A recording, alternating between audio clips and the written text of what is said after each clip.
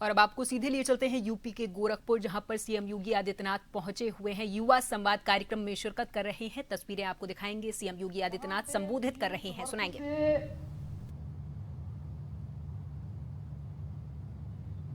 कम के जितने भी युवा हैं जो फर्स्ट टाइमर वोटर होंगे, वे सभी इस बात को नहीं जानते होंगे कि 2017 के पहले, 2016 के पहले उत्तर प्रदेश में क्या कुछ होता था, क्योंकि तब उनका मन अबोध था।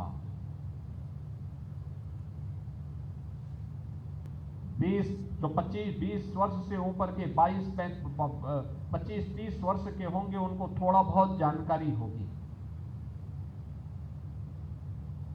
लेकिन उससे नीचे की उम्र के लोगों को नहीं जानकारी होगी उत्तर प्रदेश के बारे में। लेकिन सच क्या था? 2017 के पहले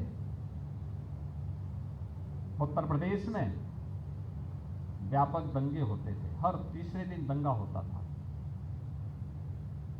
पर्व और त्योहार आने के पहले लोगों के मन में आशंका खड़ी हो जाती थी।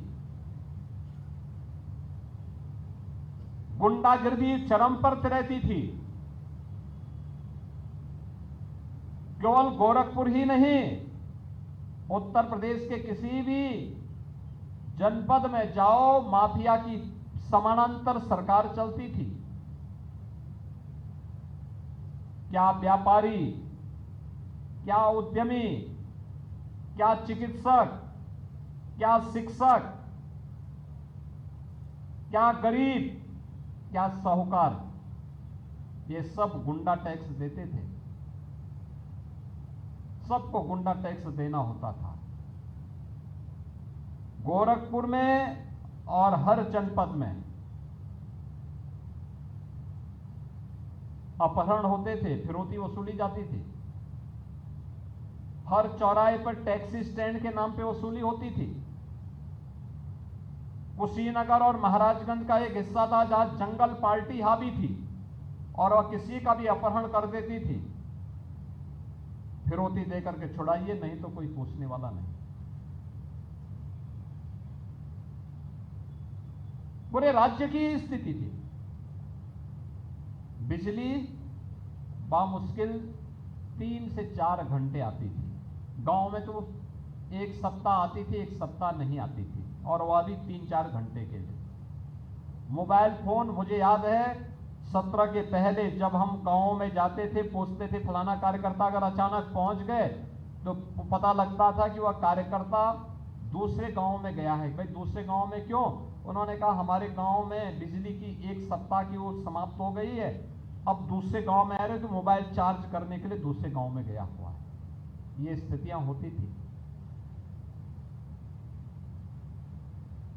विकास कार्य ठप थे, सड़कें नहीं थी, बिजली गायब थी, सुरक्षा नदारद थी, माफिया की समानांतर सरकार थी, और इंसेफ्लाइटिस का कहर अलग से था।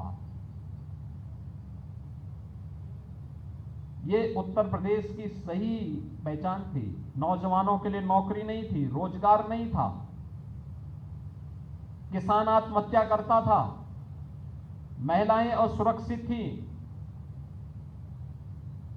पश्चिमी उत्तर प्रदेश से तो बेटियां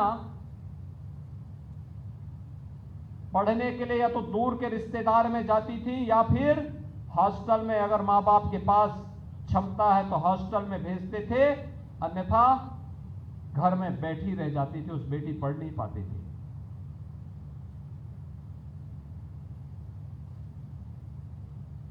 पर्व और त्योहार के पहले लोगों के मन में आशंका होने लगती थी कि पता नहीं कहां दंगा हो जाए और टारगेट करके हिंदुओं को अभियुक्त बना दिया जाएगा, जेल बंद कर दिया जाएगा।